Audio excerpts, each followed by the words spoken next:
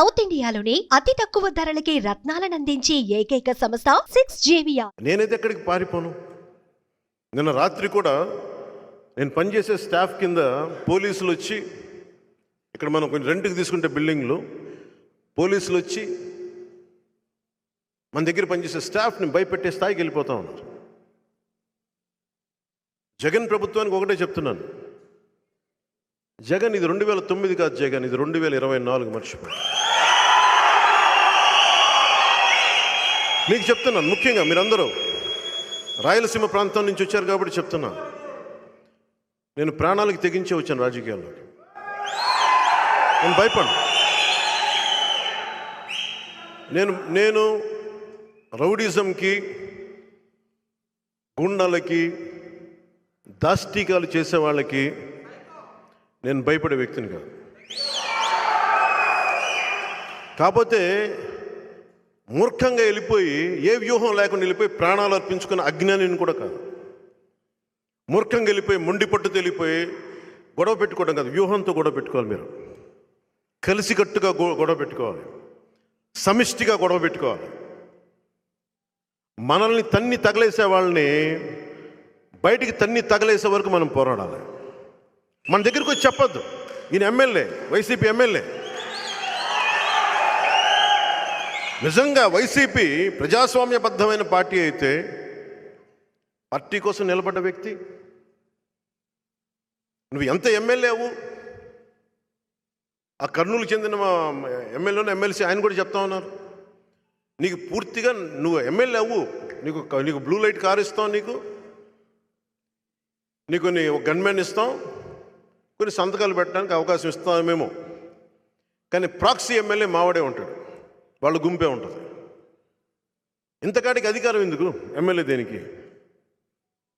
అలాంటి వ్యధ పడే ఈ రోజున మన శ్రీనివాసులు గారు, ఆరణి శ్రీనివాసులు గారు వ్యధతో బయటకు వచ్చాడు ఈ రోజున. వైసీపీ ప్రజాస్వామ్యంలో నువ్వు బతకనివ్వాలి కదా, ప్రజల చేత ఎన్నుకోబడ్డ వ్యక్తి కదా.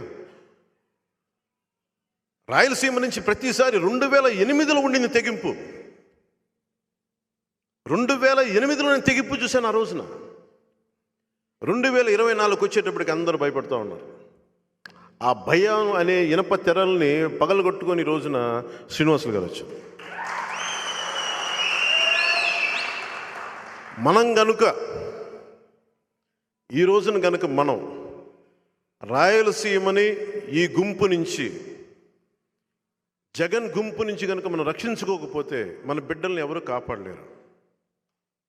నిజంగా చెప్తున్నాను, ఇది చప్పట్లు కొట్టుకోవడానికో లేదు, నాకేం సరదా కాదు.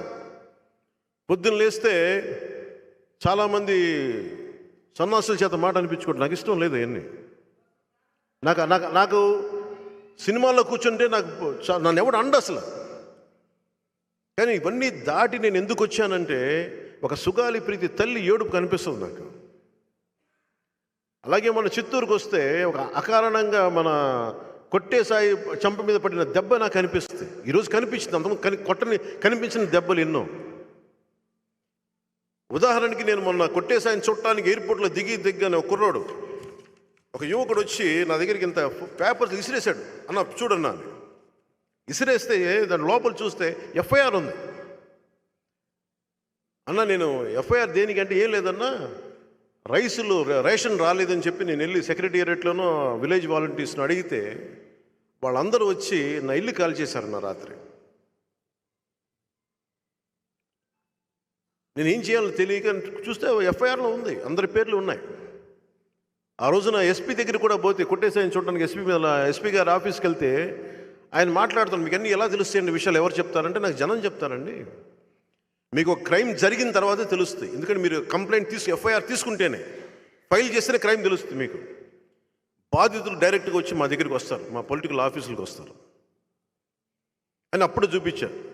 ఎలా తెలిసింది అంటారు కదా, ఇప్పుడు నేను ఎయిర్పోర్ట్లో దిగ్గానే ఇట్లా మీ ఎఫ్ఐఆర్ అని తెలుసా మీకు సంగతి, మీరు ఎస్పీ కదా, మీకు కుప్పంలోనే ఎక్కడో జరిగిన ఊళ్ళో చిన్నపాటి గ్రామంలో జరిగిన ఇన్సిడెంట్ మీకు తెలుసా, ఇది